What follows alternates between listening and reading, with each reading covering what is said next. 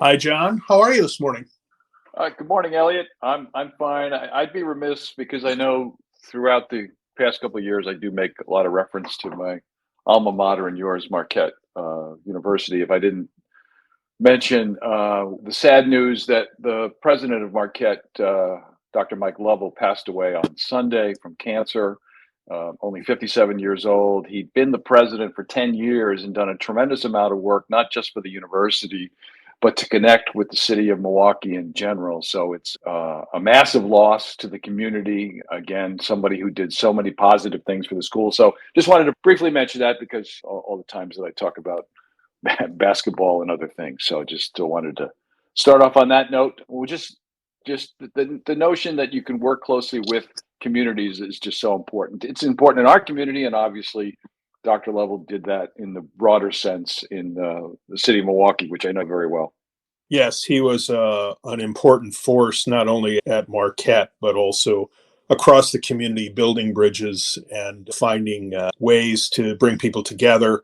There was a long article in this morning's Milwaukee Journal Sentinel edition that talked about his relationship with Dr. Mark Monet, who's the chancellor at University of Wisconsin-Milwaukee, Right. where Dr. Lovell was immediately before becoming the president at Marquette.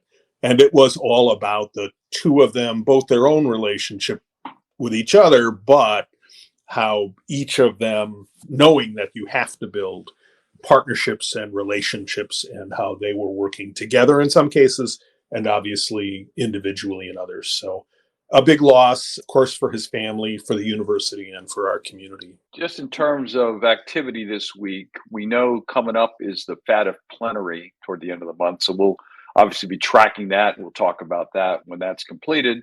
But I also just briefly wanted to mention the Egmont Group. I think everybody in the AML community is well aware that the Egmont Group is the international organization of FIUs, and they just completed their 30th plenary, which the FATF president attended. Go on the Egmont Group website. They will give you updates on some of the things they covered.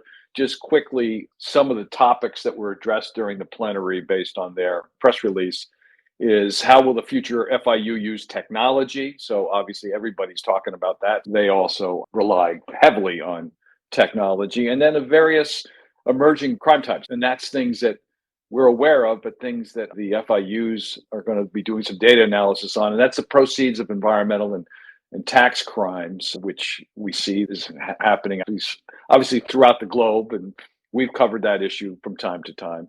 So those were some of the issues that they talked about. Other highlights that they did more on information exchanges.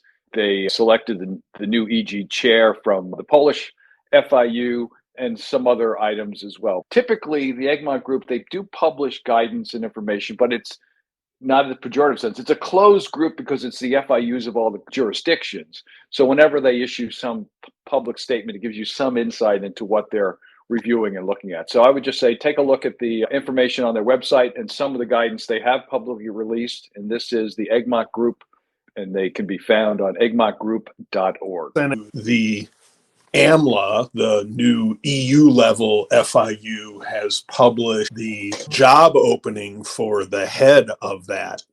So, for those of our listeners who are living in EU countries, if you're interested in a fascinating and gigantic job, the job posting is open. There you go. You had mentioned you had seen prepared remarks from Andrea Gacki, the FinCEN director.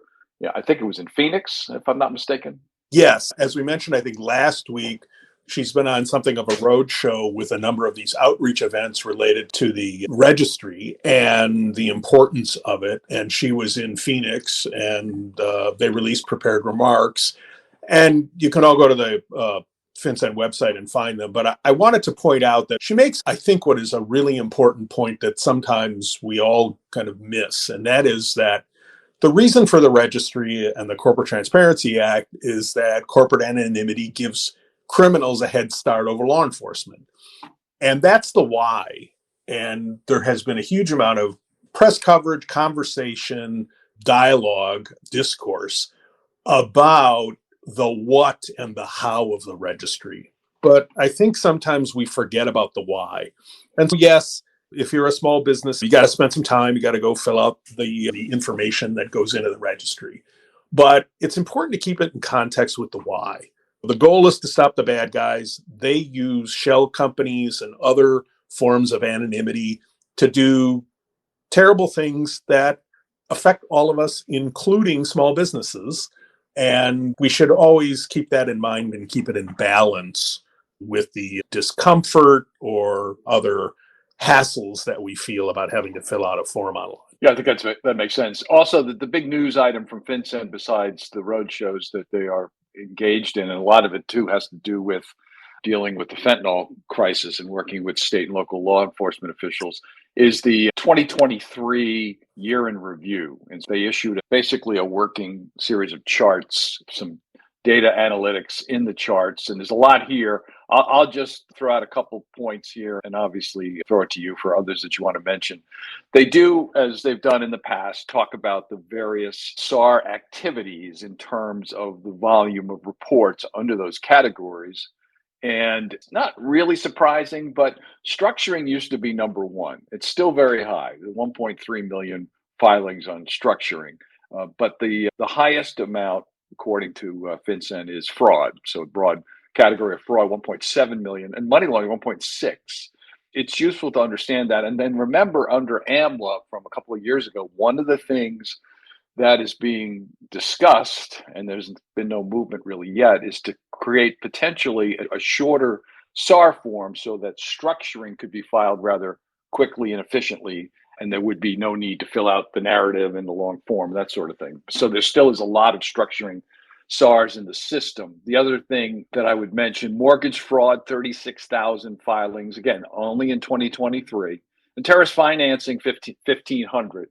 Not a surprise, because terrorist financing, obviously a lot harder to both detect, and I think it's hard, even in the narratives, explain that you think that it's terrorist financing. But I thought that was important. And then as we talked offline, there's a section in here on 314A and 314B. There's a lot of debate going on with that. I might have shared before in one of our conversations that I'm involved with a group that's researching and coming up with a report on how to improve specifically 314A, but there may be a reference to 314B. But the information sharing, they list the number of requests. Under 314B, 7,790 institutions are registered. And then that breaks down into almost 4,500 are banks or credit unions, 1,700 are securities or futures entities. And there's a few others. What struck me is 397 casinos and card clubs are registered under 314B. And that's a positive. That shows you that the casino industry is paying attention there. But what other things in the review struck you? As we also talked offline, there were still almost 21 million CTRs filed. Right. Which is interesting. 4.6 million SARs. So just think about the volume of data that's flowing into the system. I don't expect that we're going to see changes in the requirements, but it'll be interesting to see how both institutions continue to refine their methodology for determining what to file, and how FinCEN continues to improve its tools on what to do with the data. There's an interesting, I won't read any of it, but there's an interesting section at the beginning that talks about how the other parts of federal law enforcement are using SAR data in their investigations. A lot of information about what IRSCI has done and HSI and the FBI as well.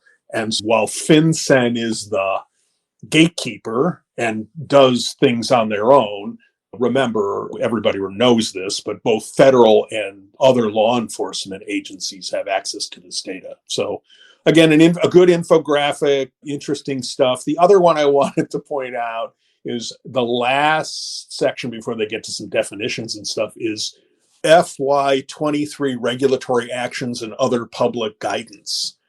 And they have a number of things. One final rule, remember this is in 2023, 2 notices of proposed rulemaking, 2 requests for information, and then they go on with some other things. But it just struck me that for all the activity that is going on, the modest pace of final rules. And we've talked about this repeatedly. But it is just interesting to see a graphic, and they started with that. Give them more resources, more money, and more people. That might change, right? Absolutely, I absolutely agree. The other thing I want to mention is on the Department of Justice this week issued a fact sheet, and this is the third anniversary of their initiative, the Joint Task Force Alpha, JTFA, which is in partnership with Homeland Security to deal with human smuggling and trafficking. So it's the third year of that. And so the fact sheet talks about since its creation in 2021, there have been 300 plus domestic and international arrests, 240 convictions, multiple indictments and precedent-setting extraditions of foreign leadership targets. So that's part of it all as well. And there's a number of key cases that they highlight in the fact sheet, including the US and Guatemalan law enforcement coordination resulted in the arrest of 19 members of a human smuggling network.